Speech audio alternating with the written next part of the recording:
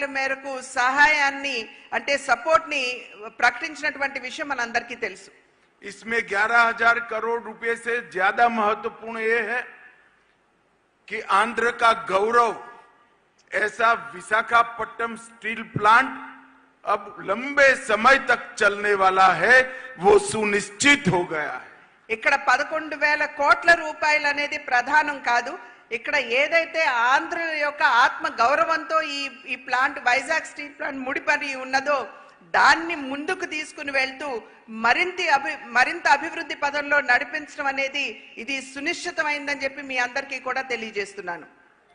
अमरावती राजधानी की जो कल्पना चंद्रबाबू जी ने की थी और मोदी जी ने जिसका भूमि पूजन किया था, वो पूरे अमरावती प्रोजेक्ट को एक प्रकार से दरकिनार किया था. मोदी जी ने ये 6 महीने में 27,000 करोड़ रुपया अमरावती प्रोजेक्ट के लिए हुडको और वर्ल्ड बैंक के माध्यम से देकर चंद्रबाबू नायडू जी की कल्पना की राजधानी बनाने का काम स्पीड से आगे बढ़ाने का काम किया है. ఏదైతే అమరావతిని రాజధానిగా అప్పట్లో ముఖ్యమంత్రిగా ఉన్నటువంటి చంద్రబాబు నాయుడు గారు నిర్ణయం చేశారో అది గడిచిన 5 సంవత్సరాల కాలంలో దాన్ని బుట్టదాఖలు చేయడం జరిగింది. అయితే ఇవాళ 27,000 కోట్ల రూపాయలు అటు హడ్కో మాధ్యమంగా అదే విధంగా వరల్డ్ బ్యాంక్ మాధ్యమంగా కూడా నరేంద్ర మోడీ గారు ఇవాళ చంద్రబాబు నాయుడు గారికి అదే విధంగా రాష్ట్రానికి అందించి అమరావతి నిర్మాణానికి గతిని అందించినటువంటి విషయం మనం గమనించాలి. रेलवे जोन का भी फाउंडेशन स्टोन रख दिया गया है. రైల్వే జోన్ కూడా ఏదైతే ఇంతకు ముందు చాలా నెమ్మదిగా అడుగులు వేస్తూ వెళ్ళిందో దాన్ని కూడా ఇవాళ ఆంధ్ర రాష్ట్రానికి అందివ్వడం జరిగింది. और पोलावरम जो कि लाइफ लाइन है आंध्र प्रदेश की, मैंने आज सुबह ही चर्चा की है चंद्रबाबू जी से. उनका विश्वास है 2028 तक पोलावरम का पानी पूरे आंध्र प्रदेश में पहुंचना शुरू हो जाएगा. అదే విధంగా పోలవరం ఏదైతే ఆంధ్ర రాష్ట్రానికి జీవధార అని చెప్పి మనమందరం కూడా భావిస్తామో దాని గురించి కూడా ఇవాళ ప్రొద్దున్నే చంద్రబాబు నాయుడు గారితో చర్చించడం జరిగింది. ఇవాళ వారు ఇచ్చినటువంటి అదే విధంగా ఇవాళ సభా మాధ్యమంగా ఇచ్చేటువంటి వాగ్దానం ఏమిటంటే 2028వ నాటికల్లా సంపూర్ణంగా యావత్ ఆంధ్ర రాష్ట్రానికి పోలవరం మాధ్యమంగా నీరు అందుతుందని చెప్పి తెలియజేస్తున్నాం. एम्स हॉस्पिटल भी शुरू हो चुकी है. 1600 करोड़ के खर्चे, उसका काम भी शुरू हो गया है 1600 करोड़ के खर्चे से. और विशाखापट्टनम को ग्रीन हाइड्रोजन के कैपिटल बनाने के लिए 2 लाख करोड़ के इन्वेस्टमेंट का प्लान नरेंद्र मोदी जी ने शुरू किया है. అదే విధంగా రాష్ట్రంలో AIIMS hospital all India institute of medical sciences ఏదైతే ఉందో 1600 కోట్ల రూపాయలతోటి దాన్ని ఇక్కడ ప్రారంభం చేయడం జరిగింది. పని కూడా జరుగుతూ ఉన్నది. అదే విధంగా విశాఖపట్నంలో గ్రీన్ హైడ్రోజన్ ఎనర్జీ ఏదైతే ఉందో దానికి సంబంధించి దగ్గర 2 లక్షల కోట్ల రూపాయల మేరకు అక్కడ డబ్బులు పెట్టడం జరిగింది. लगभग 1,20,000 करोड़ के हाईवे और इंफ्रास्ट्रक्चर के प्रोजेक्ट भी इसी 6 माह के अंदर अप्रूव हुए हैं. దగ్గర 1,20,000 కోట్ల రూపాయల మేరకు హైవేలు కావచ్చు లేకపోతే ఇతరత్రా కావాల్సినటువంటి మౌలిక సదుపాయాలు కావచ్చు వాటన్నింటికి సంబంధించినటువంటి పనులు ఇప్పుడు ప్రారంభమయ్యాయి ఈ 6 నెలల్లోనే. अंत में मैं इतना ही विश्वास दिलाना चाहता हूं कि केंद्र की नरेंद्र मोदी सरकार और स्वयं हमारे प्रधानमंत्री जी आंध्र के विकास के लिए चंद्रबाबू नायडू के साथ चट्टान की तरह खड़े हैं. అదే విధంగా నేను ఇవాళ చివర్లో ఒక మాట నేను చెప్పదలుచుకున్నాను మీ అందరికీ. కేంద్ర ప్రభుత్వం ఏదైతే ఉందో అదే విధంగా నరేంద్ర మోడీ గారు సైతం ఆంధ్ర రాష్ట్ర అభివృద్ధి కొరకు రాష్ట్ర ముఖ్యమంత్రి వర్యులైనటువంటి చంద్రబాబు నాయుడు గారు వెనక ఇంచుమించుగా ఒక కొండలాగా వారి అండదండలు అందిస్తూ నిలబడి ఉన్నారు అని చెప్పి తెలియజేస్తున్నాను. मित्रों, NIDM की स्थापना तो कब से हुई थी, परंतु 10 साल के अंदर एनआईडीएम में महत्वपूर्ण गतिविधि आगे बढ़ाने का काम नरेंद्र मोदी जी के नेतृत्व में हुआ है।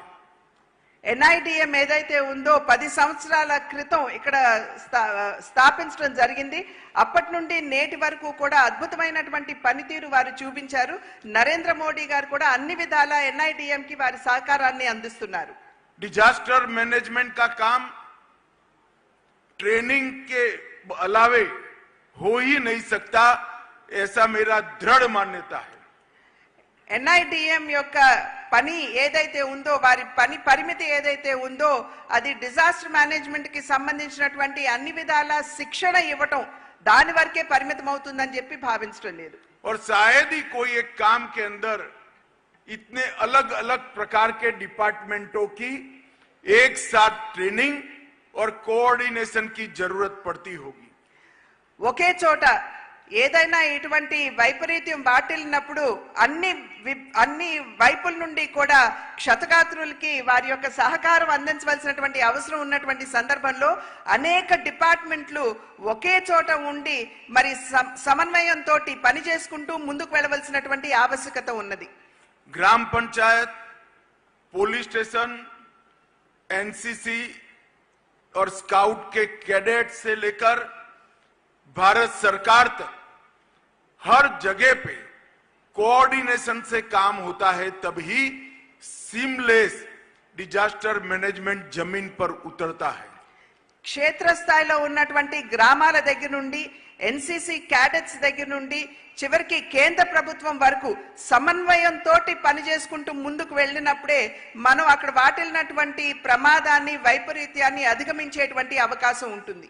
नरेंद्र मोदी जी ने डिजास्टर मैनेजमेंट के क्षेत्र में अप्रोच, मेथोडोलॉजी और ऑब्जेक्टिव तीनों में बहुत बड़ा परिवर्तन करने का काम किया है। నరేంద్ర మోడీ గారు ఏదైతే ప్రకృతి వైపరీత్యం వాటిల్లినప్పుడు ఆబ్జెక్టివిటీ అంటే లక్ష్యం ఏదైతే ఉందో, అదే విధంగా మెథడాలజీ అంటే మనం చేసేటువంటి పనితీరు, మన కార్యాచరణ ఏదైతే ఉందో, అదే విధంగా ఆబ్జెక్టివ్ అంటే లక్ష్యం ఏదైతే ఉందో, వీటన్నిటినీ కూడా సమన్వయం చేసుకుంటూ ముందుకు వెళ్ళాలి అని చెప్పి వారు గట్టిగా విశ్వసిస్తున్నటువంటి విషయం. पहले जो अप्रोच था, दृष्टिकोण था, वो राहत केंद्रित था। डिजास्टर आ जाने के बाद जिनका नुकसान हुआ है उनको राहत देना। अब अप्रोच है बचाव केंद्रित है, लोगों को डिजास्टर से बचाना। ये 360 डिग्री अप्रोच में बदलाव नरेंद्र मोदी जी के आने के बाद 2014 के बाद आया है।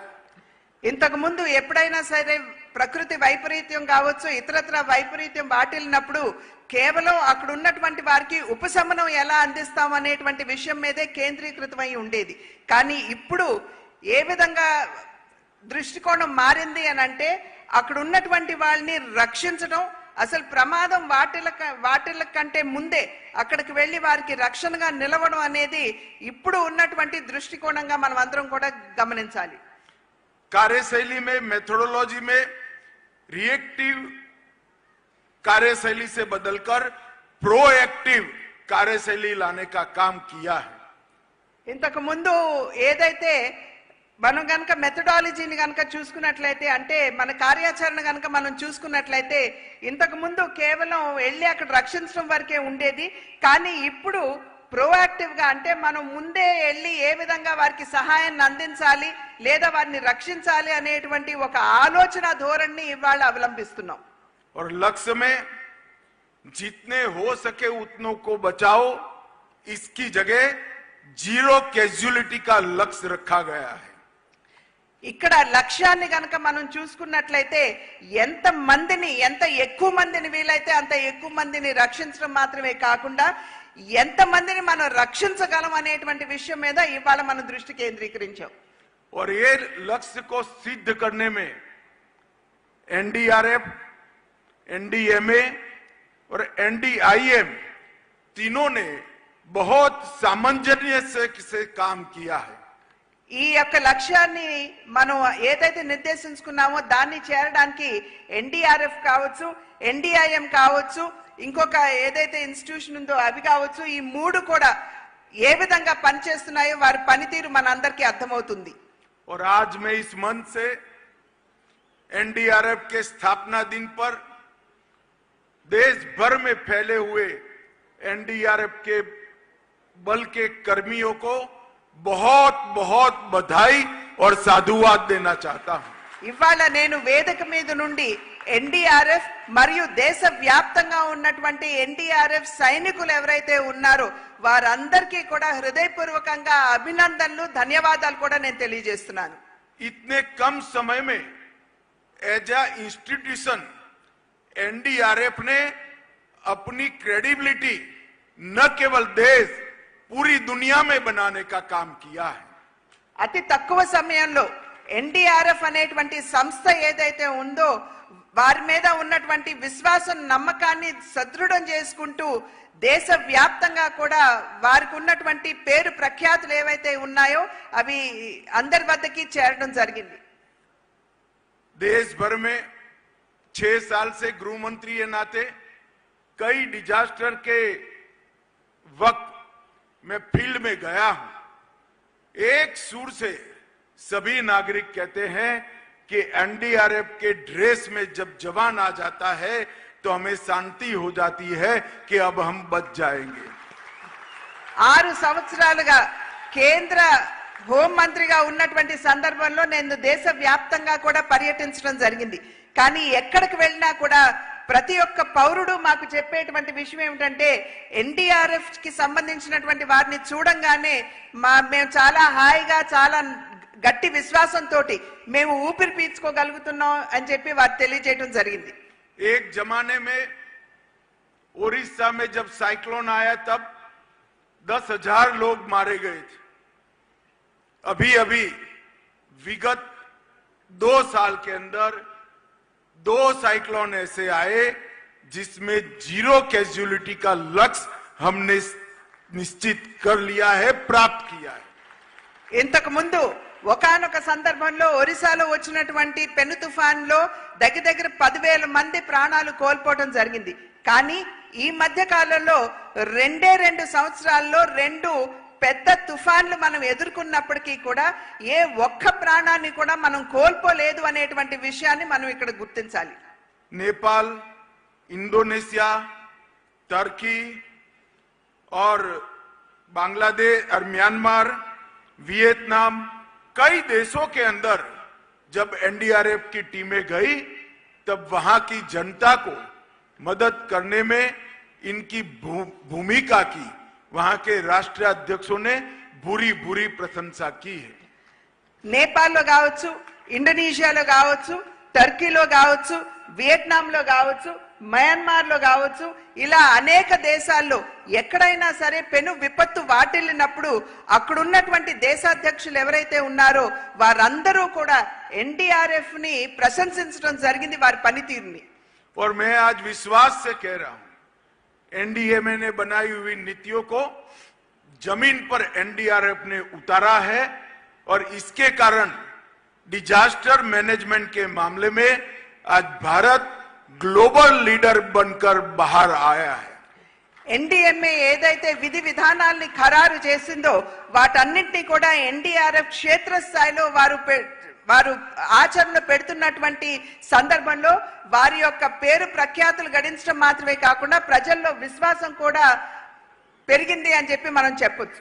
और इस बात का प्रमाण और कोई हो नहीं सकता कि नरेंद्र मोदी जी की सरकार डिजास्टर मैनेजमेंट के काम के लिए कितनी गंभीर है. 12वें वित्त आयोग में 12,000